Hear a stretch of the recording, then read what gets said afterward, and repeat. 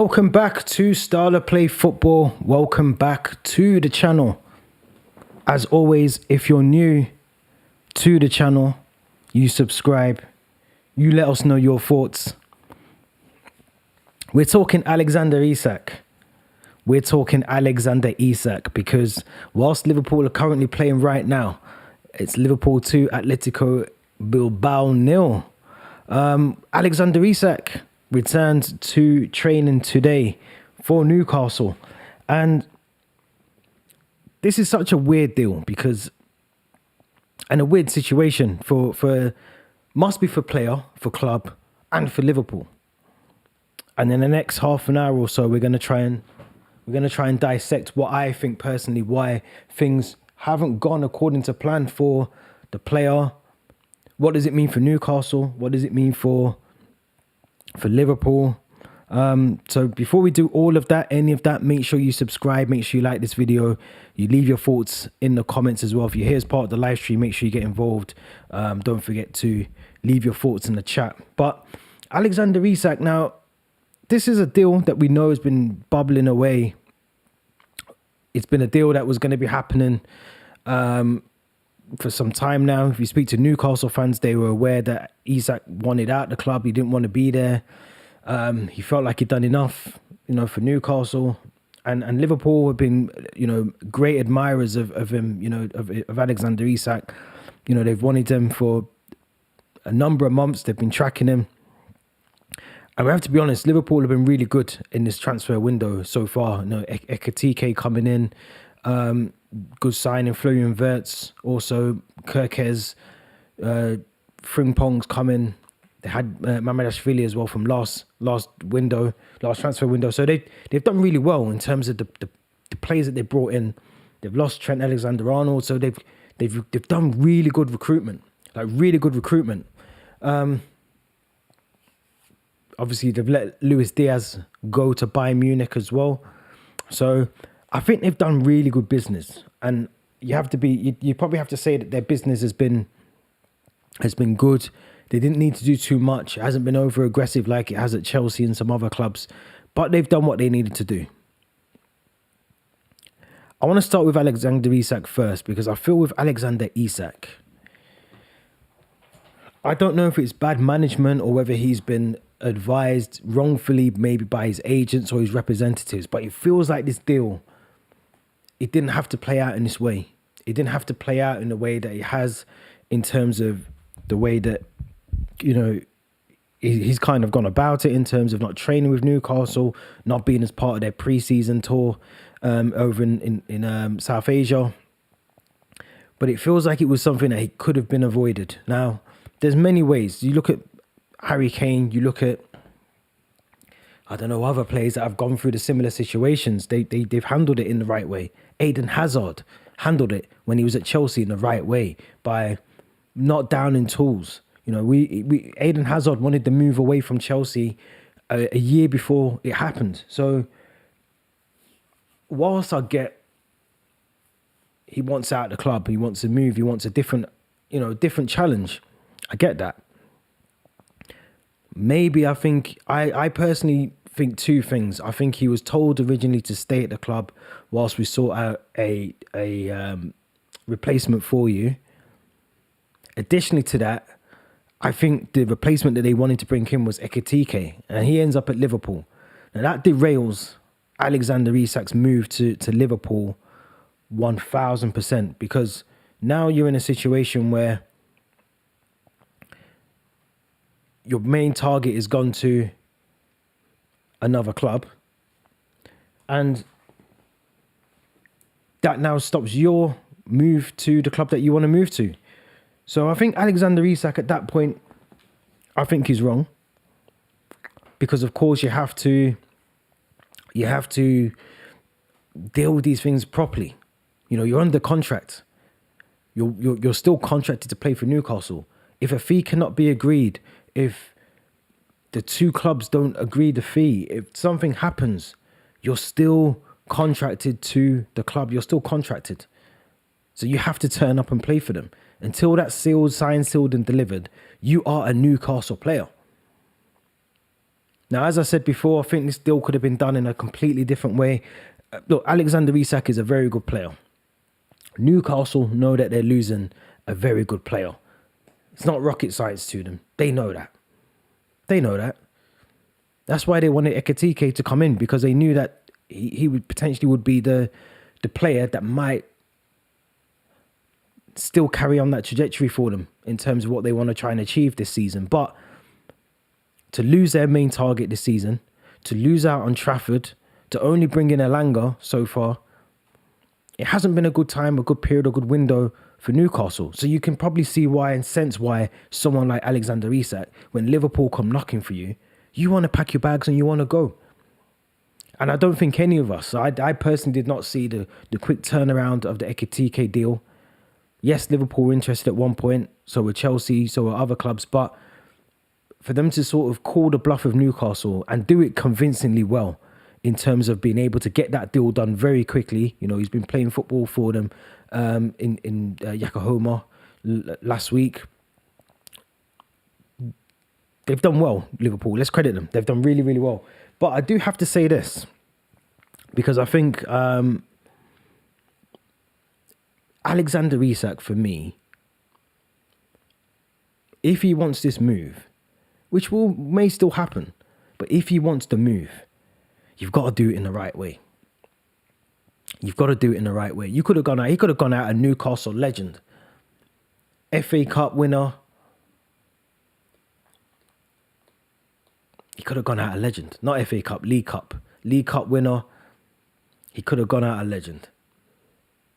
He could have gone out a legend at the club, because I'm pretty sure, as I said, Newcastle fans expected him to go. Newcastle fans did not think he was going to be at the club for any longer than he's been at the club. They expect him to leave. They know that he's too good for their club. But when you start down in tools, and when you stop turning up for training, and when you got AWOL and your club, your manager, the people that are responsible for you at the club don't know where you are, and then they find out that you're Real Sociedad, you're training on your own. It doesn't bode well. It doesn't bode well. I want to flip the script a little bit, because is this a deal that does this even guarantee that Alexander Isak is going to be a top quality player at Liverpool? He's going to go from being heavily relied on at a club like Newcastle to a club where, if you're not performing, you're on the bench. They've got Wirtz, they've got Salah, they've got Gakpo, Ekitike. You're not going to be the prime guy. You're not going to be numero uno. You're not going to be the guy that's going to be constantly in the team. So I don't think Liverpool need this deal. I think it's a target that they've wanted for a long time. And they know that if they want to dominate the Premier League, they want to dominate the Champions League for the next couple of years or so, the next couple of seasons, they know that they're going to need top players. And again, this is really good recruitment from Liverpool. They know that Mo Salah's probably going to move on. They know that Darwin Núñez potentially will move on in this window. The tragic events of Diego Jota, they know that they're going to have to replace him. Unfortunately, his legacy will always carry on at Liverpool, but they're going to have to replace him as a player. So they're doing really good recruitment. So yes, they might need him at some point, but he's going from the top dog, the top guy at Newcastle, and you're going to Liverpool, where a couple of bad games and you're on the bench. You're on the bench. I want to ask Liverpool fans this, because one thing that strikes me with this whole down in tools and not sort of wanting to train with Newcastle is the simple fact that if another player, I'm going to use Trent Alexander-Arnold as the example here, but if he done this, if he down tools to get his move to Real Madrid, what would Liverpool fans say? So I don't agree with this sort of down in tools, not sort of playing for the team in the preseason, having to turn up to training today on your own because you've got to have a 3-hour meeting with the gaffer and the representatives at Newcastle. let's have it right as well. He's a Newcastle player. He ain't going, if they don't sign the thing, they don't sign off the deal, he's not going anywhere. He's staying at the club. He stays at the club. So I think, for me, I think it's a very dangerous game to play as a player. You're under contract. Liverpool's opening bid of 150 million or thereabouts has been rejected. Or that's what Newcastle are asking for. If they don't come back in, which I think they will, but again, Liverpool is smart. Liverpool don't necessarily need him. They don't need him. They don't need to. He doesn't. It's not like he's the one signing that they're hoping to get over the line. They don't need him. They want him because he's a good player. He's a very good player. But let's play devil's advocate. Let's say he doesn't get the move this window. If he doesn't get the move this window, and theoretically he ends up still staying at Newcastle, how's that going to look for the fans? What message does that send to Anthony Gordon, Bruno Guimaraes, another player that potentially wants out in a couple of years or a year's time? What does it mean for the transfer fee for Alexander Isak now? Because you've kind of shown your cards, you've shown your hand, you haven't got what you want out of this deal. Newcastle are hell-bent on saying, we need a replacement. The Sesko deal doesn't look like it's going to happen. Ekitike's at Liverpool, their main target for the summer. So Liverpool are in the driving seat here completely. If they don't get him, they don't get him. But those fans at Newcastle, they're very, very similar to Liverpool fans. They're very passionate about their club. Very passionate about their club. And if you step out of line or you do something wrong or you down tools and you don't want to play for the club anymore, they're going to let you know. First game of the season, St. James's Park, they're going to let you know. They're going to let you know. So I think the way that he's handled this deal for me is pretty poor, because I don't think maybe he doesn't realize this, but I don't think he realizes to what degree the impact this will have. Because Liverpool might not come back in for you again. If they don't get you this summer, there's no guarantee come the winter, which again, I'll be surprised if Newcastle sell in the middle of a season, and then back in the next summer, that valuation is not going to be the valuation. So, it's a massive call. I do think Liverpool will come back in for him. I think Liverpool will come back in for him, because I think they know he wants the move now. He's done everything in his power to make sure that Liverpool are fully aware that he wants this move. He wants the move. Whether he gets it is another completely different story. But to down tools, I'm never a fan of that. I don't care who it is, actually. I don't care who you are. Just reading Athletic here as well. So it's saying basically that Alexander Isak is returning to the UK. Was set to resume training with Newcastle following an individual spell at Real Sociedad. He's been training there for a while now. Here's a question as well. Is Alexander Isak even worth 110 million? Because I get he's good. But is it overpriced for him? Is he that good?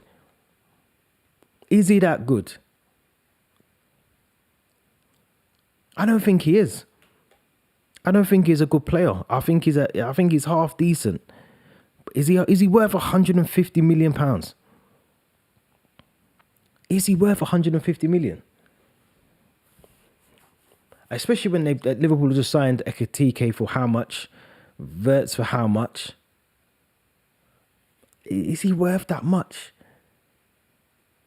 Gonna be honest, I think if they were gonna buy another attacking player, I thought they would have gone for Rodrigo, because Rodrigo's a very good player from Real Madrid, and I think he would suit Arne Slot's team. I generally don't think, and I'm not just saying this because I know Newcastle fans think I hate them on this channel, but I really don't. But I don't think Isak even fits into Arne Slot's team. Just the way that Liverpool play, I don't think he even fits into their team. If I'm being honest, but I don't know. Let me know what you guys think in the comments anyway. Let me know what you guys think. Is Alexander Isak going to get the move from Newcastle to Liverpool? Because I'll be honest, if he doesn't get this move, it's going to be a long, long season for him. This is like up there with Peter Odemwingie. This could be bad, man.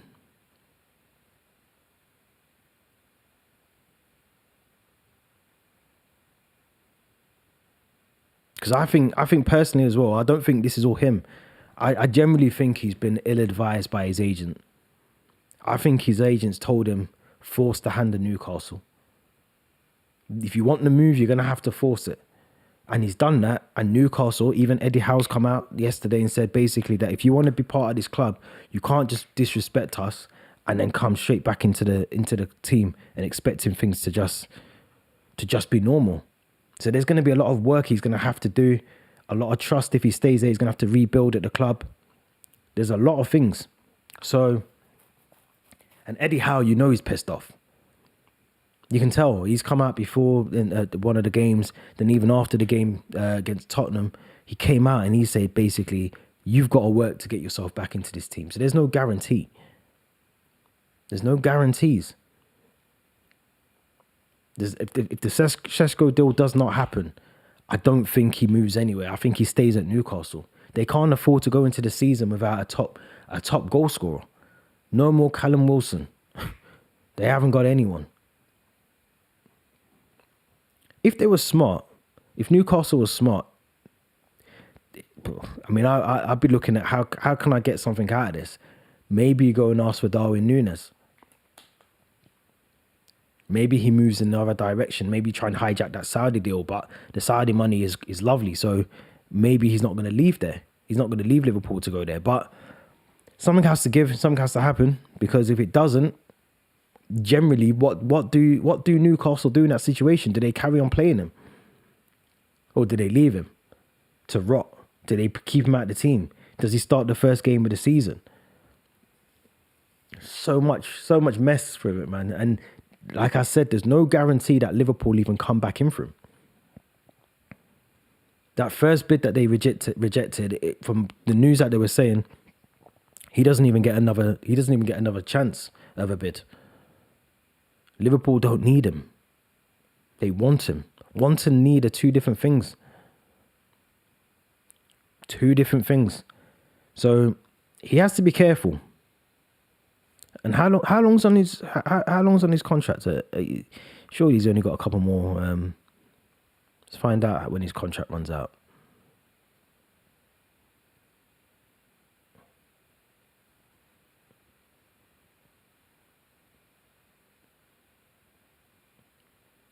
Okay, so he's got 3 years left on his deal. But I think they're trying to do an Elise on him. They want him to sign a new deal. And in that new deal, I reckon there'll be a new release clause. But he's got to be careful. He's got to be careful, because if he's not careful, what will happen is he'll end up being at the club. The fans will hate him. He won't be happy there. He won't want to be playing in that team. They will make it hostile. If Liverpool fans thought that the whole Trent situation was mad, then I don't know what to tell you. But yeah, it's crazy. I don't know what to tell you. But it's dangerous. But it's a dangerous game that he's playing. 100%. 100%. Don't forget, if you're here as part of the live stream, smash the subscribe button. We are going to be doing a lot more on this channel this season. There's going to be a lot more. Got some exciting news for Liverpool fans as well. There's going to be a dedicated Liverpool show on this channel every single week. We're going to have a podcast on this channel which myself, there's going to be a very good Liverpool fan. He's got his own fan channel, very good local Scouser. Will be joining me on this channel every single week for the new season. So make sure if you're a Liverpool fan, you join in, you get tuned in for that one. Let me know your thoughts as well. Do you think Alexander Isak, even Liverpool fans, do you still want him? Do you still want the move? Do you still want him? Let me know what you think. But the new Liverpool podcast will be on this channel. Also got another thing coming out soon. I've got to keep that one up my sleeve, but that one's coming out very soon as well. There's going to be a lot of good stuff on this channel. Obviously, the original Style of Play podcast still will be happening as well, alongside some of the other stuff. We'll also have a championship watch along on here now, every now and again, most Saturday afternoons. Make sure you tune in for them. A lot more content's coming out on here. Getting a lot more collaborations happening. That's what we need to do on this channel. Make sure it's a worthwhile channel for everyone to tune into. So if you haven't, subscribe, all the rest of it. I'm off to watch the Liverpool game. You lot enjoy. Make sure you subscribe. Leave your thoughts. Alexander Isak, does he get the move? We'll be back soon with another video, more live streams, all the rest.